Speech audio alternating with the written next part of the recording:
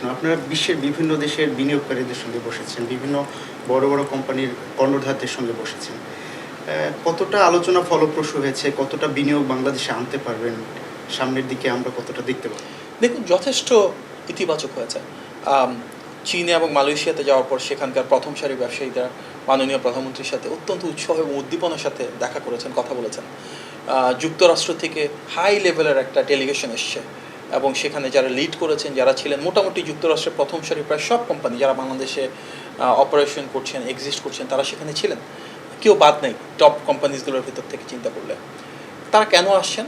কারণ প্রথমবারের মতন দীর্ঘদিন পরে তারা দেখছেন যে বাংলাদেশে একটা পলিসি কন্টিনিউটি রয়েছে, একটা ডেমোক্রেটিক গভর্নমেন্ট রয়েছে যারা সত্যি জনগণের ভোটে নির্বাচিত, এবং বিশ্বের বিভিন্ন বিনিয়োগকারী মনে করেন যে বাংলাদেশের গণতান্ত্রিক সরকার এই নীতিমালাগুলো যখন চালু রাখবে আগামী 5 বছর ধরে, তখন স্বাভাবিকভাবে ব্যবসার পরিবেশ আরও ইতিবাচক হবেন।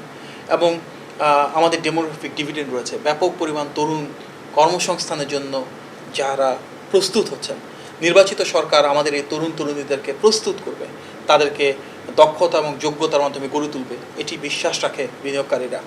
এবং আমাদের অর্থনৈতিক অবস্থা সামনের দিকে আরও ভালো হবে, যে এক্সপ্যান্ডিং মিডল ক্লাস রয়েছে তার উপর ভিত্তি করে একটা বড় কনজিউমার মার্কেট হবে, যেখানে বিদেশি বিনিয়োগকারীদের যে প্রোডাক্ট রয়েছে সেটা ইউজ করতে পারবে। এবং এর পাশাপাশি যারা বিদেশি বিনিয়োগকারী রয়েছে ওনারা আমার বাংলাদেশ রাইট দিচ্ছে।